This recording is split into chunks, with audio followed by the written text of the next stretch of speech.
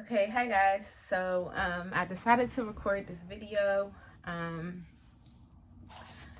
before it gets too long after me being out of basic training. Yeah, so I wanted to go ahead and record this video before I forget anything. So today is June the 22nd. I got back from basic training on May the 20th. So I've been home for about a month now. Y'all, excuse me, y'all know I record these videos very impromptu. I'm at home with this old Drexel Law t-shirt. I ain't got no earrings on. I'm just looking cray-cray out here. But I just wanted to record this video while I had the energy to do it. So, this is just going to be, as you can see from the title, about my basic training experience. I went to Fort Jackson. I did basic training at Fort Jackson. I went to basic training on March the 8th. That was my ship date, and I graduated on May the 20th and came home the same day. Just for those who don't know, I am in the Army National Guard in Maryland. I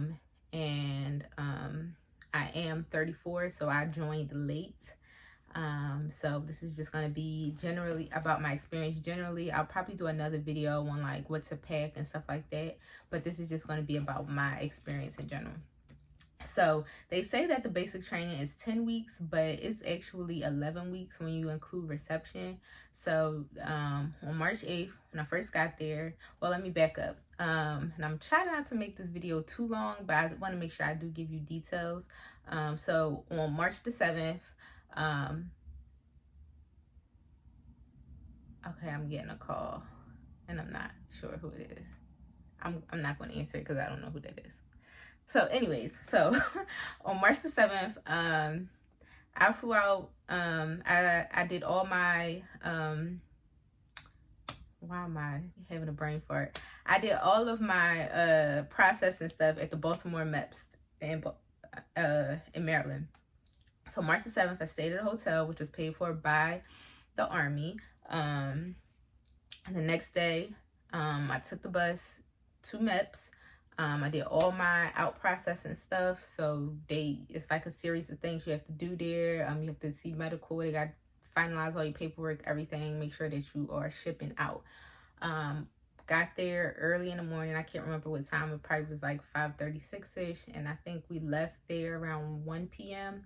I went to the airport, flew to South Carolina, I believe it was Columbia. When I got there, they have somebody there to pick you up from the airport. So if this video gets too long, I'm gonna have to make a part 2. But anyways, they have somebody there to pick you up from the airport. So there's a drill sergeant there at the airport. When you get off, you go past security, and when you get to that side where it's like the pickup area for the cars and the ground transportation, it's a drill sergeant there, and it's go time. So as soon as we got there, he told us to take off any jewelry, any earrings, put our cell phones away. They didn't take our cell phones yet, but they told us to put our cell phones away, take off any jewelry, any earrings, and I think they made us take off, if you had a jacket or a hoodie on, they made you take it off, and they made you tuck your shirt in your pants. And we had to stand like in formation and wait until I guess they got enough people there, or everybody who was supposed to come off of those flights. They put us all on a bus. It's like a coach bus. They put us all on a bus. He told us there was to be no talking. He did not get on the bus with us though. I guess he was still waiting for more people to come. So we get on the bus. We ride in silence because we all shook. We ride in silence to Fort Jackson. We get off the bus. Now, mind you, at this point, I want to say, and my phone's ringing again. I'm not sure why, guys. I'm not going to answer it. Anyways, I want to say it was like maybe 10:30. Even though I left MEPS at 1, my flight didn't leave out immediately. of course, because I had to get there early. I think my flight left around 3 or 4. Then I also had a connecting flight in Atlanta. But nonetheless, I think we got 2-4 Jackson like around 10:30. We get there. Once again, they have you get off the bus, get in formation. It wasn't as intense as I thought it was gonna be, but because they can't do the shark attack because of COVID. So this is in 2021. So it's still like COVID frenzy somewhat going on. So they couldn't do it like the normal shark attack. They take us and put us in like this auditorium. Then I'm trying to remember everything, guys. It's been a couple months, but the first thing I remember us getting was our PTs, which is your I believe it's physical training uniform, and it's just like shorts and a t-shirt or long pants and a long t-shirt with a jacket. And it's like the swishy material, guys. So yes. So they gave us that. We got socks and our PT shoes. And I'm trying to remember. Oh, we also got our camelbacks that night. And so with the camelback, it's just like, dang, I should have it with me, but I don't. But it's like a book bag, and then inside it has what they call a bladder, which is like a plastic bag. And you literally wear that thing. Once you get it, that's it. Like, the only time you take it off is when you're sleeping. That's the only time you don't have your camelback on. Because that's your water source, and you always have to have your water source with you. I'm not sure if it was like that before COVID or if it's like that now, because I don't know. But now that's how it is. Everybody has their camelback, and that's your water source. So I want to say, I can't remember what else we did that night. It wasn't a whole lot, but by the time they put us in the dorms, they call them bays. So by the time we got to our bay, I want to say it was like 1:30, and we had to get up at 4:30. So yeah, so I don't know if people tell you, but yeah, I've heard videos that said you normally don't get no sleep the first night, and it's true. And like with all your nerves and anxiety, like you probably not gonna fall right to sleep when you get into that bay. So get into the bay, and you sleep in your PTs, like, so that's how it is. So you could choose to like have one that's just like it's the ones you sleep in, and then the ones you wear for the day, however you want to do it. You can wash clothes. There are washers and dryers in there. Of course, there's showers in the bathroom. So I got there on Monday, and I didn't leave to actually ship to my company where I was going to be doing basic training until Friday. So for those 5 days, I got shots. The boys got haircuts. We went to medical. We gave blood. We had hearing tests. We had vision tests. We went to the finance department. What else did we do? I'm trying to think of everything. Oh, we got our actual, they call them OCPs. That's your actual, like, your uniform, your combat uniform. We got our boots. Oh, we did not get our PT shoes that first night. We had to go to the exchange store and get the PT shoes. So my bad. That's a correction. And so yeah, they issue you you get pretty much everything that you're gonna need. Your laundry bags, duffel bag. You get one duffel bag, laundry bag. Pretty much they issue you all the stuff that you're gonna need. While we were there, we did not eat in the cafeteria. Once again, I think it's because of COVID. We were given hot A's, which is kind of like a buffet style hot food, or we had to eat MREs. If you're not familiar with MREs, they come in this little brown package, and it's like the food you would eat if you out in the field. Like, it comes with a heating mechanism where you gotta stick it in and you put water in it, and it'll heat up the food. It takes some getting used to. The first time they gave it to me, I didn't eat because I was just like, this is gross. But some of them do come with like candy and like Skittles and little stuff like that. These fake, like, I don't want to say fake, but they flat cakes. It comes with some good snacks sometimes, but it takes some getting used to. So that's like the first week. You're going to do all your in-processing stuff. All video presentations. You also take pictures. Your army picture. So like you're taking your army picture before you even know if you're going to actually finish basic training. Also, you can become what's called a holdover while you're in reception. That means that you don't ship. If you have any issues, that is, a lot of people have medical issues that prevent them from shipping on time. So there were some holdovers there.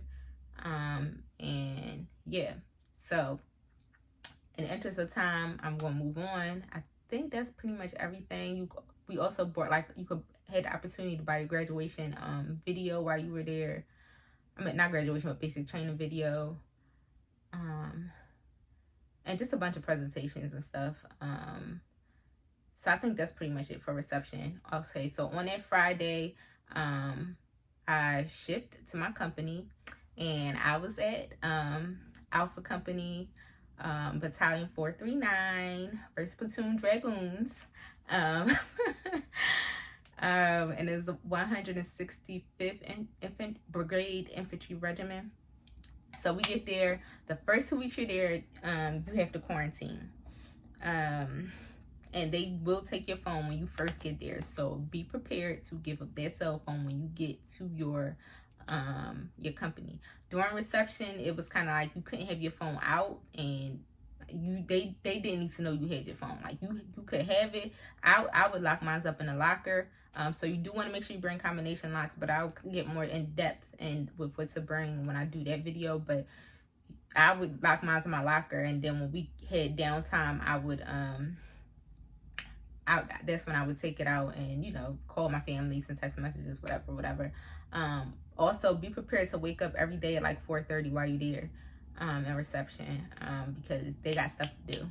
Like, you want a time frame, they got to get you to different places. I can't remember the drill sergeant's name that I had on reception, but she was awesome. I think her name was like, I don't even want to butcher it. I thought it was like Butts. I don't know, but she was awesome. Anyways, so when you first get there, they make you dump all of your stuff out. Like, all of your stuff. We in the sand, mind you. I don't know why it's so much sand at Fort Jackson, but it is. They make you dump all your stuff out. So first of all, they make you ride on the bus there with your head down in your bag because they don't want you to see where you're going.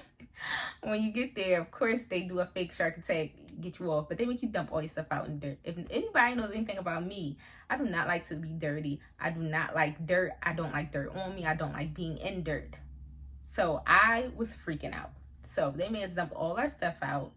We had to do like an inventory. So they wanted to see like everything you had. Like they wanted to make sure you had all the stuff that was issued to you.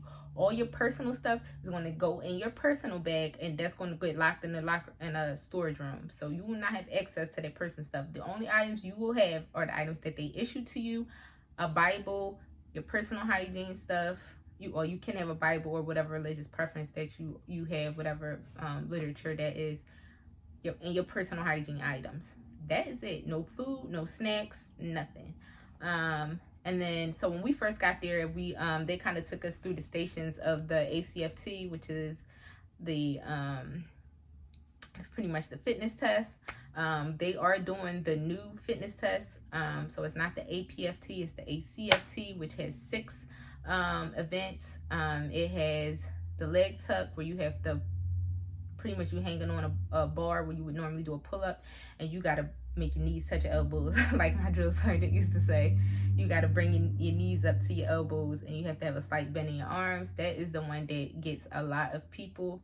But they do have an alternative, which is where somebody will lift you up over the bar, and you have to hold yourself up there for 10 seconds, at least 10 seconds. I did that. I think at the end I got up to like, I don't know, I can't remember. It was probably, it was well past 10 seconds. So, but that's what saved me, because otherwise I wouldn't pass. You also have to do a 2-mile run in under 21 minutes.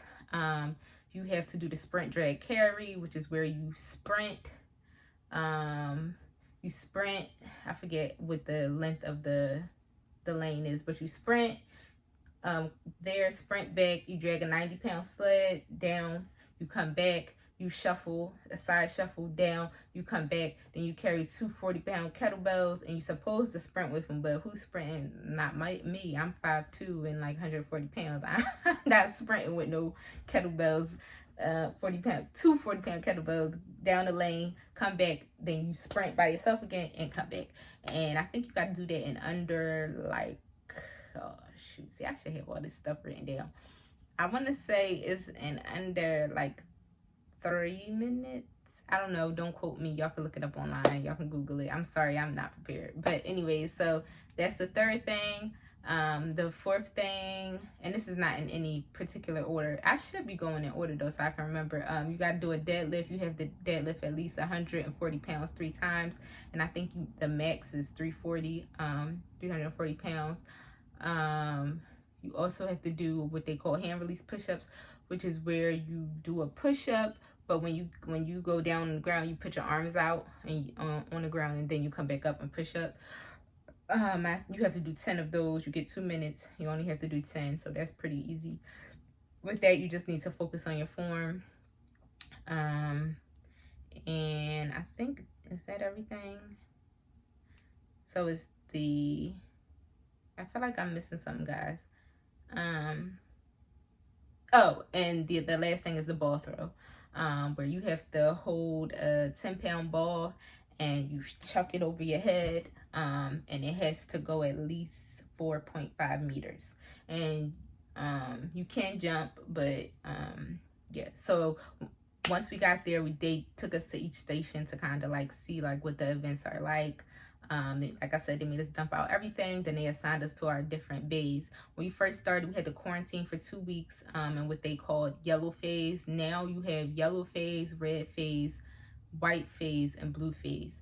So in yellow phase, we had to quarantine for 2 weeks, and it sounds like people had different experiences depending on what company they were in and what battalion they were in. With my company in yellow phase, like it was all like you in class pretty much for those 2 weeks. Like we were learning. We were in that classroom. We also got our weapons on yellow phase, and when I say quarantine, it means the males from the females. So only the females can be around each other, and only the males can be around each other. So you don't actually get put into your platoons until red phase. And they also, during reception, they did a COVID test. I'm trying to remember. I don't even remember my COVID test. I remember it was, I do remember it was horrible. They do a COVID test during reception, and then they'll do another one at the end of yellow phase.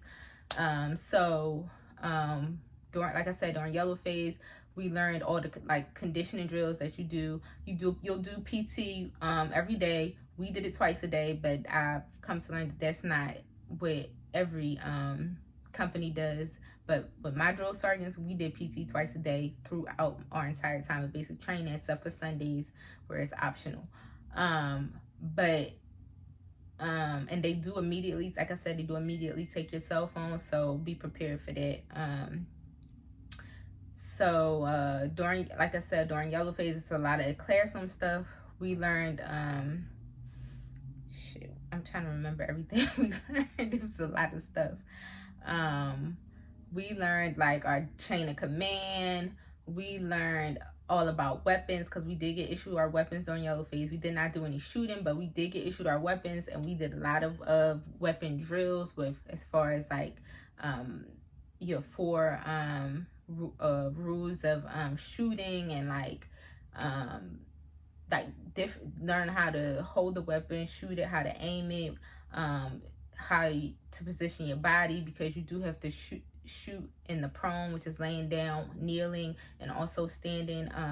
We had M4s. Those are the weapons that we used.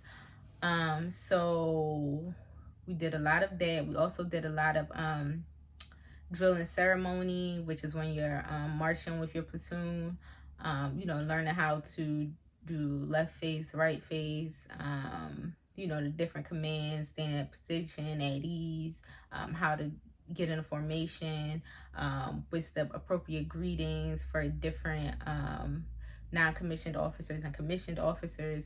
I'm trying to think of what else we did. It was just a lot of in-classroom stuff, learning the Soldier's Creed, learning the Army song.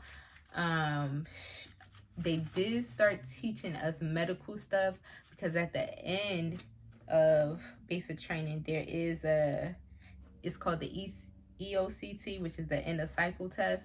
And that's like a hands-on test plus a written test. So they started teaching us stuff to prepare for that. And medical is one of the things that a lot of people struggle with.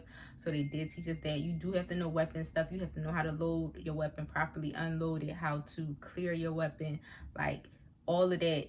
They started teaching us, like we were on the money. The only thing we didn't start that some of the males started was radios. You gotta learn how to work a radio. And I ain't talking about the radio that's in your house. I'm talking about the radio where you gotta like get to the channel and so you could talk to somebody on it. Like we learned how to so that was the only thing I think we didn't learn.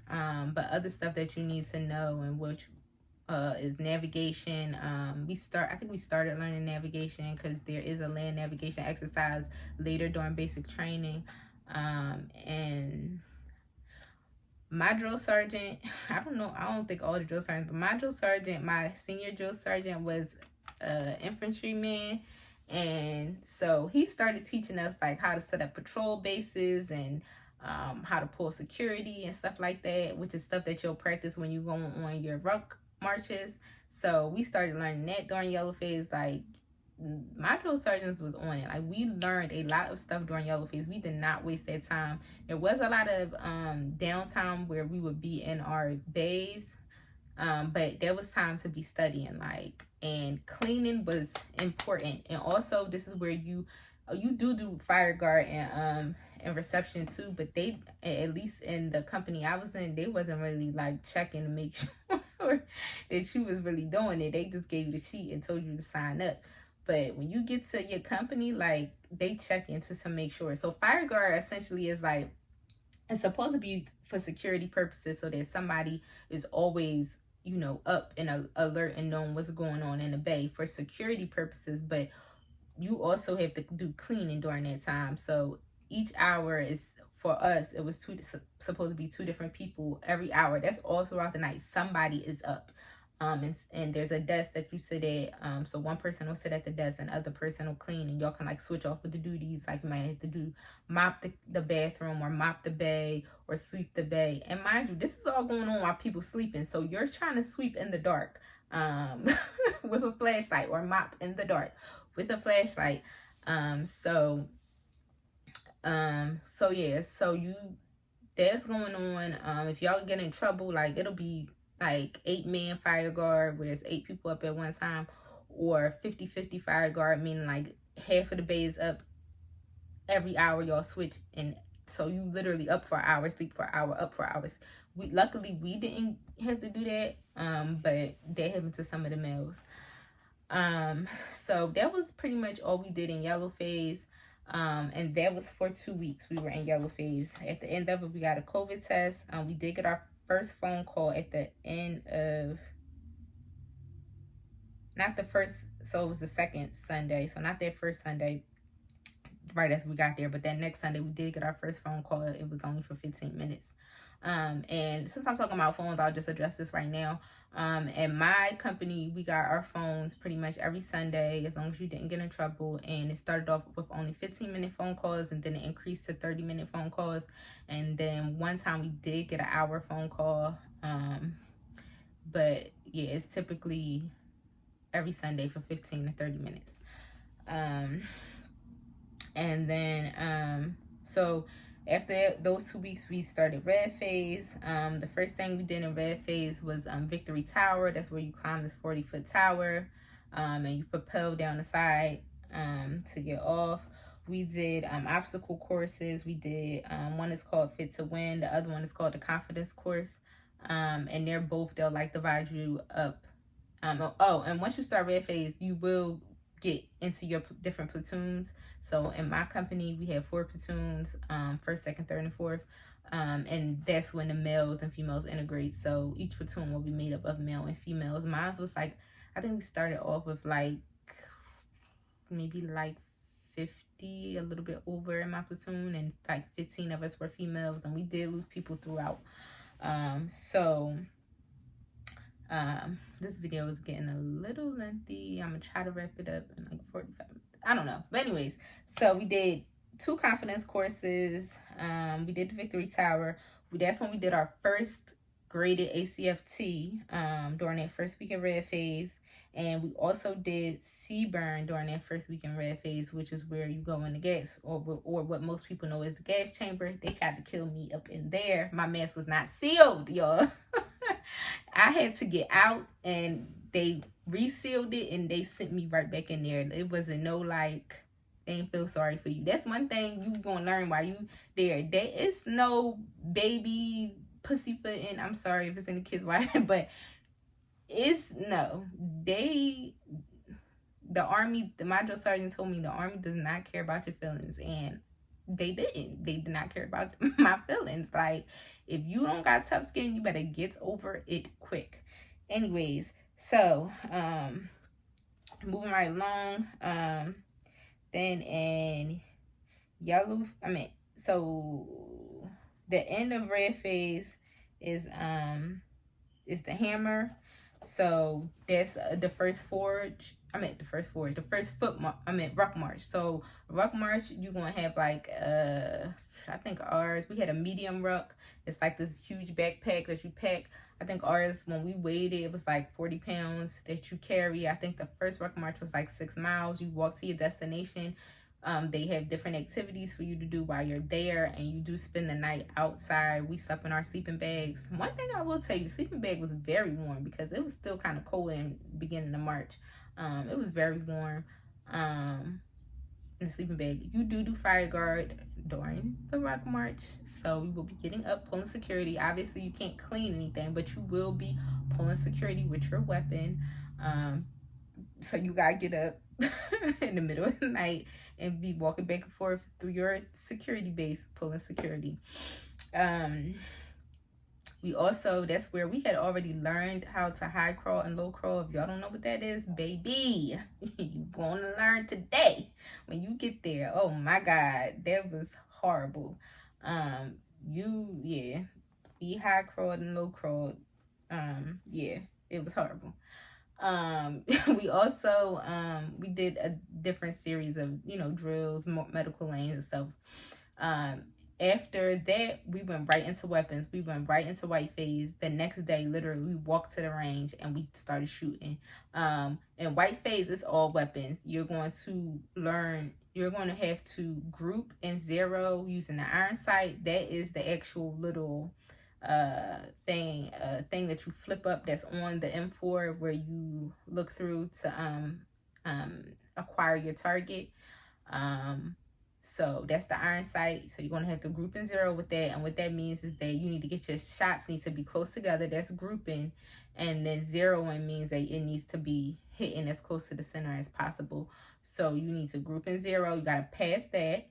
And then you have to qualify, which means you got to hit at least 23 out of 40 targets. And it's not a lot of practice. I'm going to be honest with y'all. Like, those days that you go to the range, like, it's for a purpose. It's not, we here just to practice. No, you're there to group and zero, and that's what you're there for. Then the next time you go, you're there to qualify, and that's what you're there for.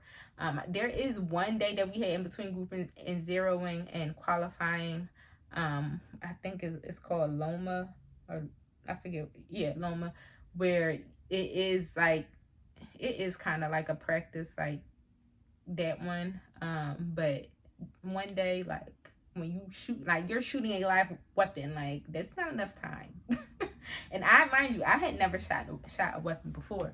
So yeah, if you haven't shot a weapon before, like, you need to take them weapons drills seriously. And I'm glad we had them, because, like, all of that stuff they teach you, like the 4 fundamentals of shooting, your body position, your breathing, your sight picture, like, I'm sorry, that's 3. I can't think of the 4th one right now, but body position, breathing, sight picture, I can't think of the 4th one, but that stuff is real. Like, you need to get it together, like, pay attention. So yeah, so that's white phase. So you do that, and then they do give you a computer simulation, which is kind of like a practice day, but the computer simulation is not that great to me. Like, I felt like it wasn't representative of what I could do on the range, because sometimes I did horribly on the computer simulation, then I did good at the actual range, or vice versa. I did excellent and then went to the range and shot like crap. They normally, as far as the grouping, zeroing, and qualifying, you normally get like 2 days. So if you don't get it the first day, you can get it on the second day. But if you don't get it on that second day, baby, I've heard that you will have to do it with another company.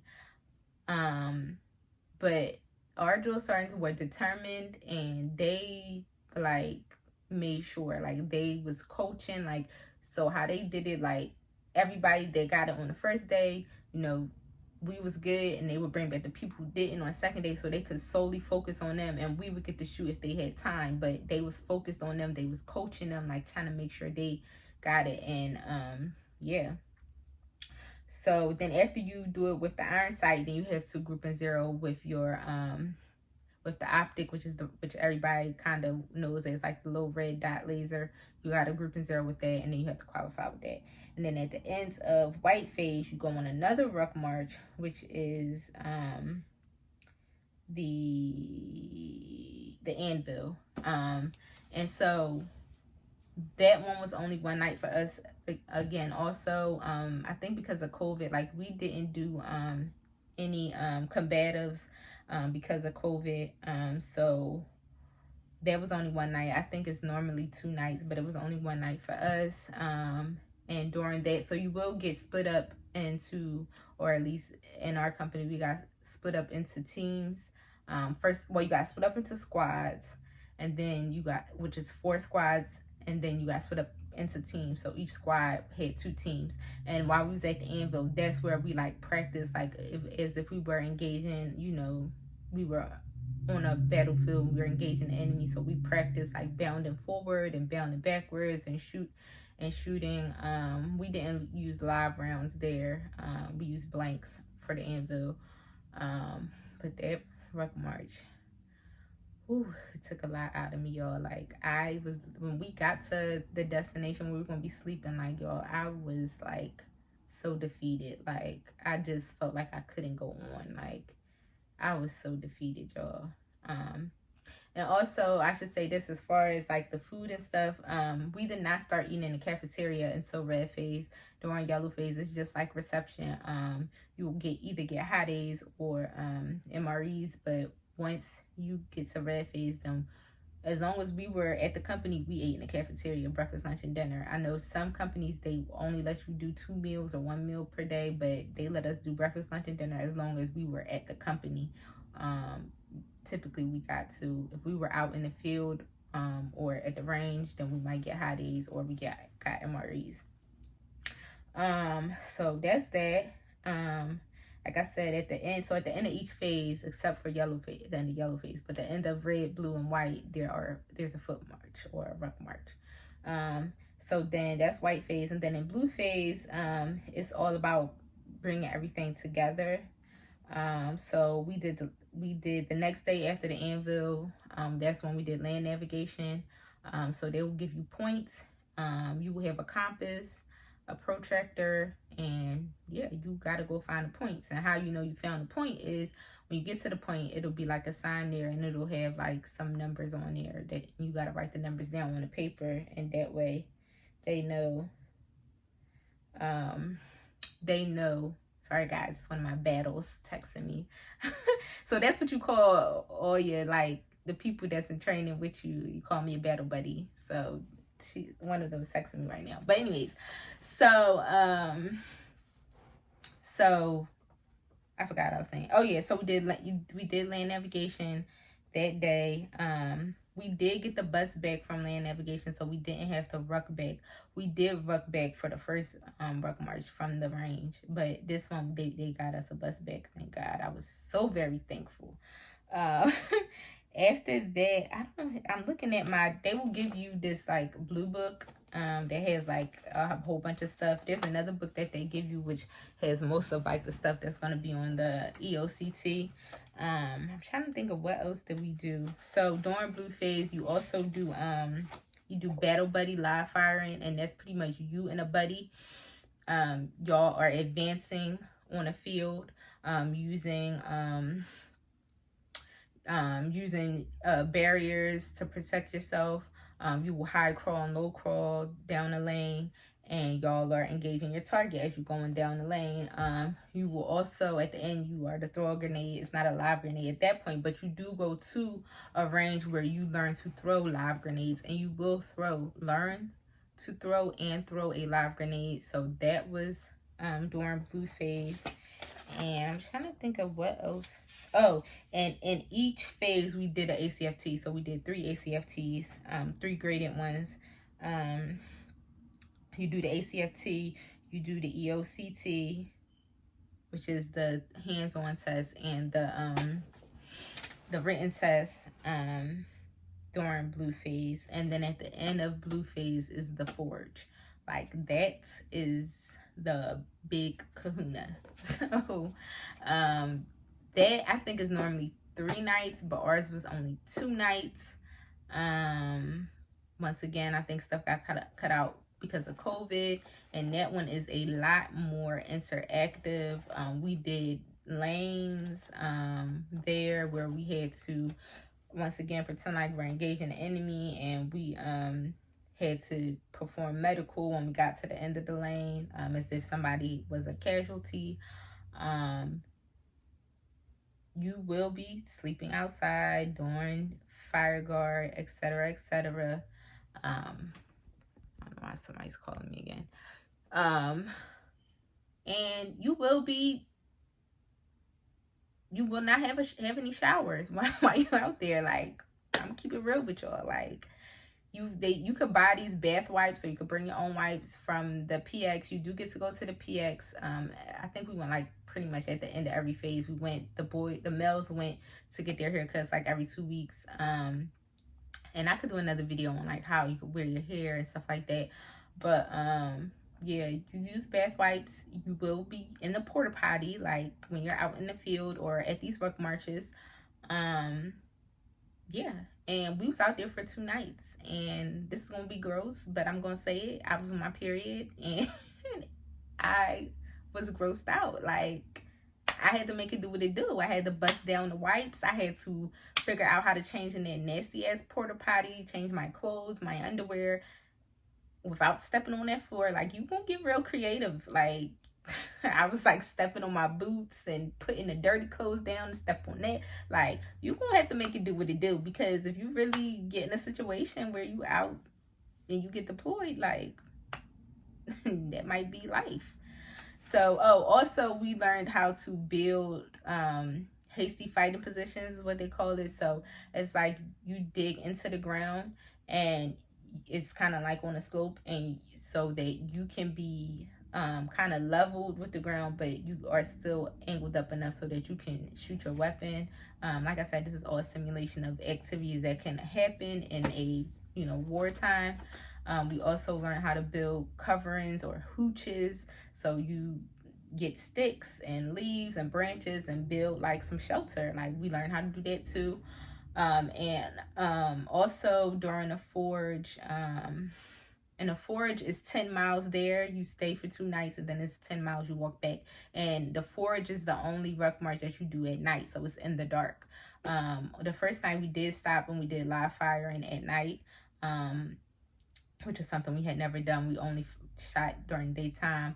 We also did an exercise with paintballs, where we were shooting each other with paintballs. And then that's also where you do Nick at Night. So Nick at Night essentially is you go through like an obstacle course, and then at the end you are low crawling under barbed wire. Well, low crawling and high crawling. I think they said it's 100 meters under barbed wire, and live rounds over your head. They say it's live. I don't believe it was live rounds, y'all. I'm just gonna keep it 100. I don't think it was live rounds, but it may have been. I don't know. I wasn't getting up to check. I was trying to get across that field. And I'm trying to tell y'all about this low crawling and high crawling. It is not a game. Like, it was horrible. So we did that, and then we had to walk to our next sleeping area because we didn't sleep in the same place as we did the first night. And that second day of the forage, it was pouring raining.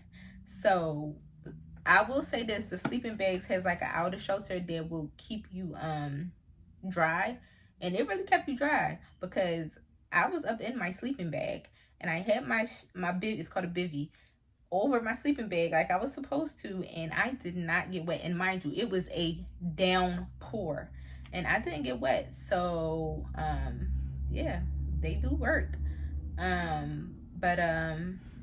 Yeah, after that it was still pouring, so we built our little shelters.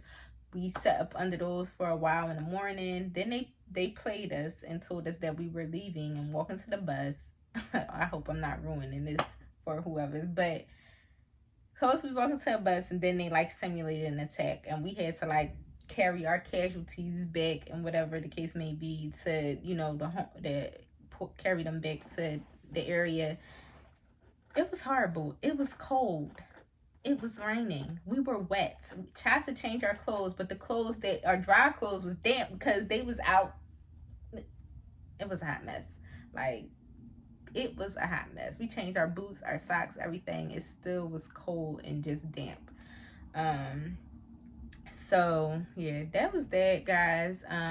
As far as like getting smoked, they call it corrective discipline or training or something now. Like, that did happen, and it will happen depending on your drill sergeants, depends on how bad it's gonna be.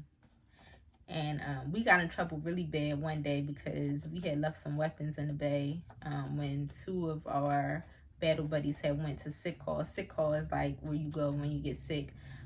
So yeah, it's going to depend, like, if you get smoked, it's going to depend on, you want to get smoked, so I mean that's just that, but how bad it's going to be, it's going to depend on your drill sergeants. And I hated it. I hated every day of basic training, guys. Like, I really did. I'm probably going to do another video because I don't want this video to be too much longer on like things that I learned from basic training and the positive things that I got out of it. We didn't have family day. We just had what they call now buddy day, where you get to walk to the exchange with your, you know, your battle buddies or whatever. You get like a free day. You get to have your phone. Then the next day is graduation. So yeah, I mean, that was pretty much my basic training experience in a nutshell. I'm trying to think if I'm leaving out anything. Yeah, I think that's it, guys. I hope you enjoyed this video. If you have any questions, make sure you leave them below.